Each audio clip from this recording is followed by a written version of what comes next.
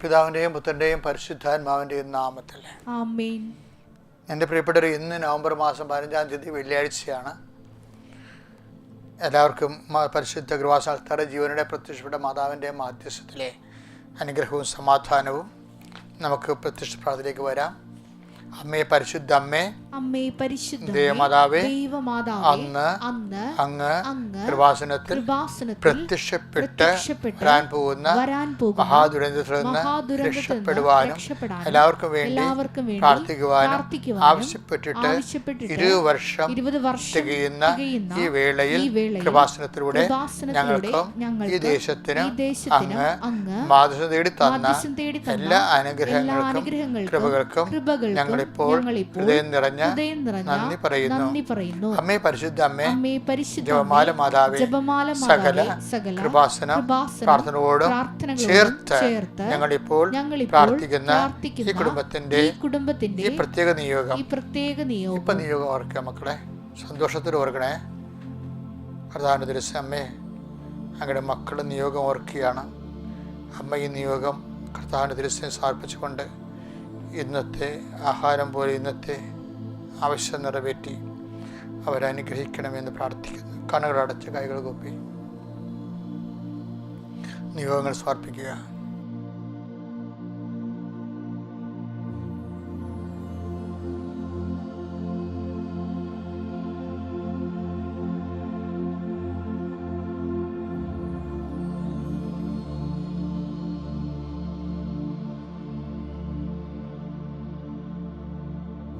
എല്ലാവരും അമ്മയുടെ പ്രത്യക്ഷീകരണത്തിന്റെ ഈ ദ്വാദശക വേളയിൽ ഞങ്ങൾക്ക് സാധിച്ചു തരുവാൻ ആമേൻ. വിശ്വാസ പ്രമാണം. സർവശക്തനായ പിതാവും ആകാശത്തിന്റെയും ഭൂമിയുടെയും സൃഷ്ടാവുമായ ദൈവത്തിൽ ഞാൻ വിശ്വസിക്കുന്നു. അവിടുത്തെ ഏകപുത്രനും ഞങ്ങളുടെ കർത്താവുമായ ഈശോമിശിഹായിലും ഞാൻ വിശ്വസിക്കുന്നു. ഈ പുത്രൻ പരിശുദ്ധാത്മാവിനാൽ ഗർഭസ്ഥനായി കന്യകാമറിയത്തിൽ നിന്ന് പിറന്ന് പൊന്തിയോസ് പീലാത്തോസിന്റെ കാലത്ത് പീഡകൾ സഹിച്ച് കുരിശിൽ തറയ്ക്കപ്പെട്ട് മരിച്ച് അടക്കപ്പെട്ട് പാതാളങ്ങളിൽ ഇറങ്ങി മരിച്ചവരുടെ ഇടയിൽ നിന്ന് 3-ാം നാൾ ഉയർത്ത് സ്വർഗത്തിലേക്ക് എഴുന്നള്ളി സർവശക്തിയുള്ള പിതാവായ ദൈവത്തിന്റെ വലതുഭാഗത്തിരിക്കുന്നു. അവിടെ നിന്ന് ജീവിക്കുന്നവരെയും മരിച്ചവരെയും വിധിക്കുവാൻ വരുമെന്നും ഞാൻ വിശ്വസിക്കുന്നു. പരിശുദ്ധാത്മാവിലും ഞാൻ വിശ്വസിക്കുന്നു.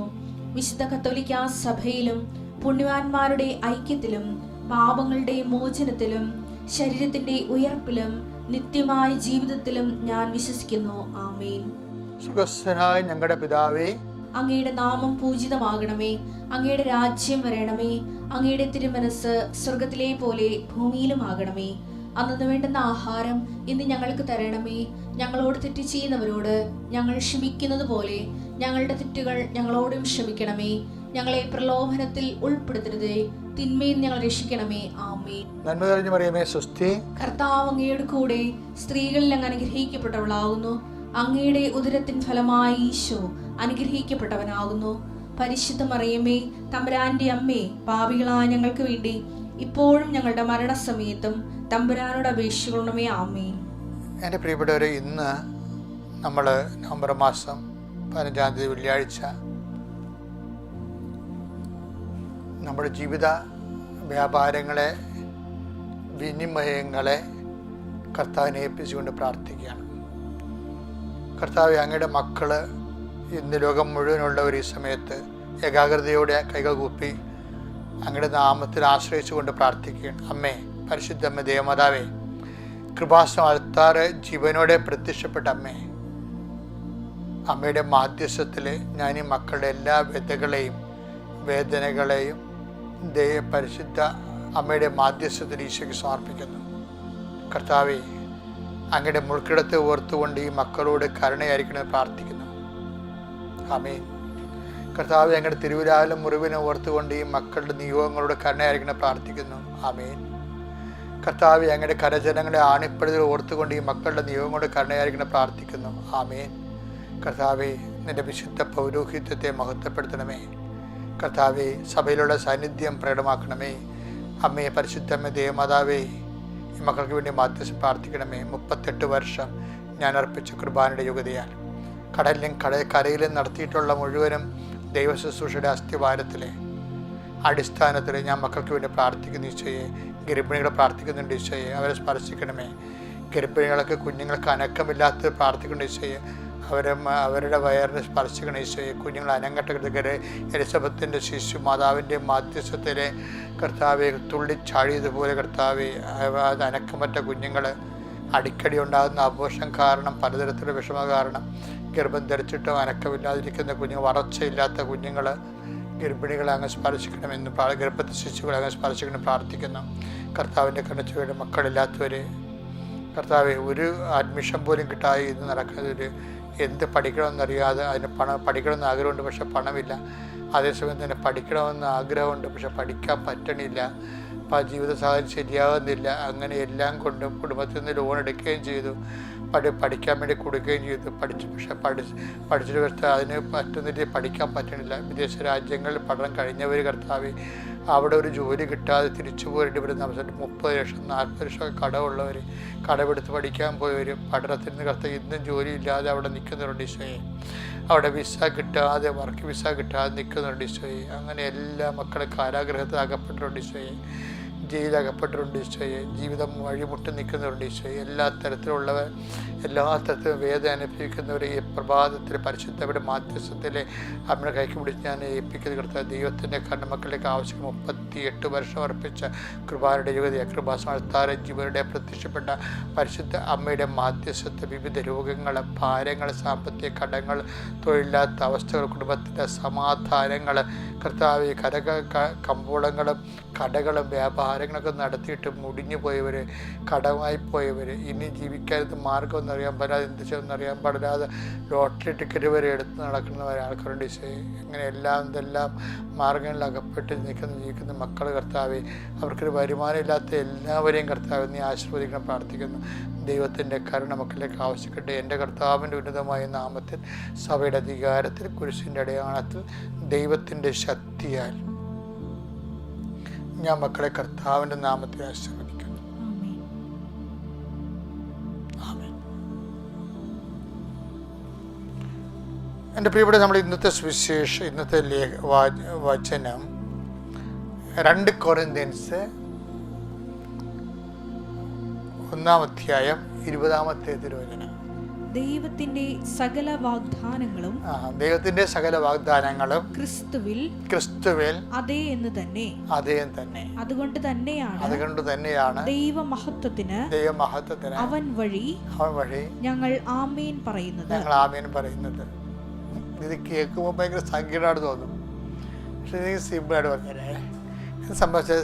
അതേ ഒന്ന് വായിച്ചവനെ 2 കൊരിന്ത്യർ 1:20.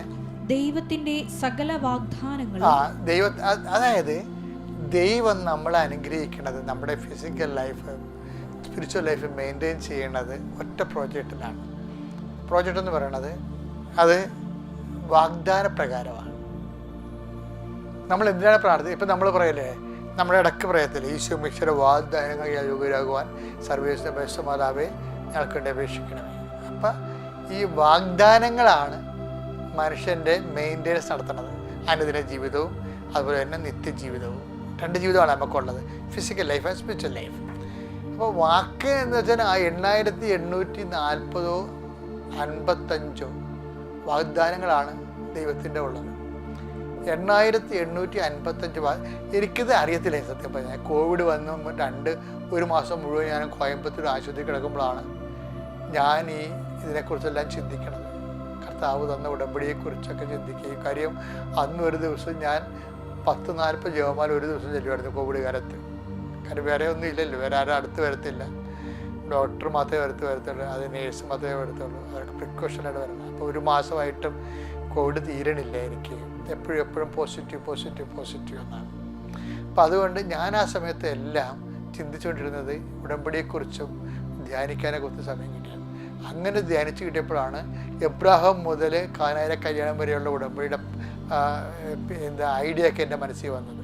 അതാണ് ഞാൻ കോവിഡ് കഴിഞ്ഞ് വന്നപ്പോൾ ഉടനെ കൃപാസനത്തിൻ്റെ വാതിക്കെന്ന് ആ ഒരു 14 പിക്ചർ വെച്ചിട്ടില്ലേ കോവിഡിൻ്റെ, അത് അങ്ങനെ അന്ന് ഈശോ പറഞ്ഞതാണ്.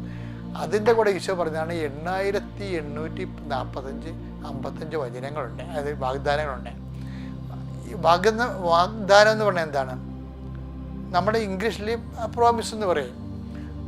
പ്രോമിസ് എന്ന് പറയുമ്പോൾ അത് പ്രോമിസ് തന്നെ നമുക്ക് പിരിച്ചു കഴിഞ്ഞാൽ അത് ലത്തീൻ പദമാണ്, പ്രൊമിത്തരെ. പ്രൊമിത്തരെ എന്നുള്ള ഒരു വാക്കിൽ നിന്നാണ് ഇംഗ്ലീഷുകാരൻ പ്രോമിസ് എന്നുള്ള വാക്ക് എടുത്തിരിക്കുന്നത്. അപ്പോൾ അതിൻ്റെ ധാതു അനുസരിച്ച് പിരിച്ചു കഴിയുമ്പോൾ പ്രൊമിത്തരെ എന്നുവെച്ചാൽ എൻ്റെ അർത്ഥം ടു പുൾ ഔട്ട് എന്നാണ്, വലിച്ചു പുറത്തെടുക്കുക. എന്ന് വെച്ച് കഴിഞ്ഞാൽ എന്താണ് വലിച്ചു പുറത്തെടുക്കുന്നത്? വാക്കിൻ്റെ ഉള്ളിൽ ദാനം വെച്ചിട്ടുണ്ട് ദൈവം, അതാണ് നമ്മൾ വലിച്ചു പുറത്തെടുക്കണത്. അതിനാണ് ഈ വാഗ്ദാനം പ്രാപിക്കുന്നത്. ഇവിടെ വാഗ്ദാനം ഇങ്ങനെ വെറുതെ ഇങ്ങനെ നമ്മൾ കാറ്റ് കൊള്ള പോലെ ഒന്നും ഇപ്പോൾ കാറ്റുണ്ടെങ്കിൽ നിന്ന് കൊടുത്താൽ കൊള്ളാൻ പറ്റും, പക്ഷേ വാഗ്ദാനം നിന്ന് കൊടുത്താൽ പ്രാപിക്കത്തില്ല. ഇപ്പോൾ വെളിച്ചം നിന്നെ കാണുന്നുണ്ടല്ലോ, അത് നിന്നാൽ മതി. പക്ഷേ വെളിച്ചം പ്രാപിക്കണ പോലെ വാഗ്ദാനം പ്രാപിക്കാൻ പറ്റുകയില്ല. വി മസ്റ്റ് പുൾ ഔട്ട് പ്രമിത്തരെ. എങ്ങനെ പുൾ ഔട്ട് ചെയ്യണത്? നമുക്ക് ദൈവത്തിൻ്റെ വാക്കിൻ്റെ ഉള്ളിൽ ആണ് നമ്മുടെ അനുദിന ജീവിതത്തിനും വരാൻ പോണ ജീവിതത്തിനുമുള്ള ദാനങ്ങൾ വെച്ചിരിക്കുന്നത്. ഈ ദാനങ്ങൾ നമ്മൾ പുൾ ഔട്ട് ചെയ്യണത് എങ്ങനെയാണ്? ഒന്ന് വിശ്വാസം കൊണ്ട്, രണ്ടാമത്തത് പ്രത്യാശ കൊണ്ട്, മൂന്നാമത്തത് സ്നേഹം കൊണ്ട്, നാലാമത്തത് സമർപ്പണം കൊണ്ട്. ഇപ്പോൾ 4 കാര്യങ്ങൾ കൊണ്ടാണ്, അതാണ് ഉടമ്പടി ഇത്രയും കത്തി ജ്വലിക്കാൻ കാര്യം. ഇതെല്ലാം ഒരു മനുഷ്യന് വാഗ്ദാനം പ്രാപിക്കാനുള്ള എല്ലാ ചേരുവകളും ഉള്ള ഒരേ ഒരു പ്രാർത്ഥനയാണ് ഈ മരിയൻ ഉടമ്പടി എന്ന് പറയുന്നത്. അതാണ് എല്ലാ തരം മനുഷ്യരെയും ഉടമ്പടിയിൽ അനുഭവം കൊണ്ടേണ്ട കാര്യം അതാണ്. അപ്പോൾ ഈ വാഗ്ദാനത്തെ പ്രാപിക്കുന്നതിന് ഉടമ്പടി കുറേ അധികം ചിട്ടവട്ടങ്ങളും നടപടിക്രമങ്ങളുണ്ട്. പക്ഷേ എന്താ സംഭവിച്ചു കഴിഞ്ഞാൽ വചനം എന്താ പറയണത്? എല്ലാ വാഗ്ദാനങ്ങളും ക്രിസ്തുവിൽ അതേ എന്നാണെന്ന്. കാര്യം വെച്ചാൽ നമ്മളെന്താ ചെയ്യണമെന്ന് വെച്ച് കഴിഞ്ഞാൽ 8855 വാഗ്ദാനം ഉണ്ടല്ലോ, അത് പ്രാപിക്കുന്നതിന് 3 in 1 എന്ന് പറയത്തില്ലേ. പക്ഷേ ഇവിടെ എന്താ സംഭവിക്കുക? 8855 in 1, അതാണ് ക്രിസ്തു. ക്രിസ്തുവിനെയാണ് നമ്മൾ സ്വീകരിക്കണമെങ്കിൽ ഈ വാഗ്ദാനം നമുക്ക് ഒരുമിച്ച് കിട്ടുകയില്ല. ഇഹത്തിലും പരത്തിലുമുള്ള വാഗ്ദാനങ്ങൾ, എല്ലാ വാഗ്ദാനം ക്രിസ്തുവിൽ അതേ തന്നെയാണ്. അടുത്ത വചനം എന്താണ് എൻ്റെ കൂടെ ഉള്ളത്? 1:20 കൂടെ ഉള്ളത് എന്താണ്? അതുകൊണ്ട് തന്നെയാണ് ദൈവമഹത്വത്തിന്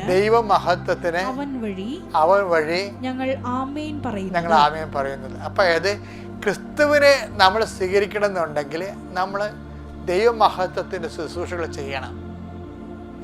ദൈവത്തെ മഹത്വപ്പെടുത്തിക്കൊണ്ട്, ഇപ്പം നമ്മൾ റോമ 1:20 എന്താ 4:20 എന്താ പറയണത്? ദൈവത്തെ മഹത്വപ്പെടുത്തി വിശ്വാസത്തിൽ വളരുവിൻ. വിശ്വാസത്തിൻ്റെ പ്രവൃത്തികൾ എന്ന് പറയുന്നത് എന്താണ്? അത് ഗലാത്യർ 5:6 എന്താ പറയണത്? സ്നേഹത്താൽ പ്രവർത്തനക്ഷമമായ വിശ്വാസം. അപ്പം വിശ്വാസം സ്നേഹത്താൽ പ്രവർത്തനക്ഷമമാണെങ്കിൽ നമുക്കത് ക്രിസ്തുവിനെ കിട്ടും. അപ്പം നമ്മൾ ഓരോ വിഷയത്തിനും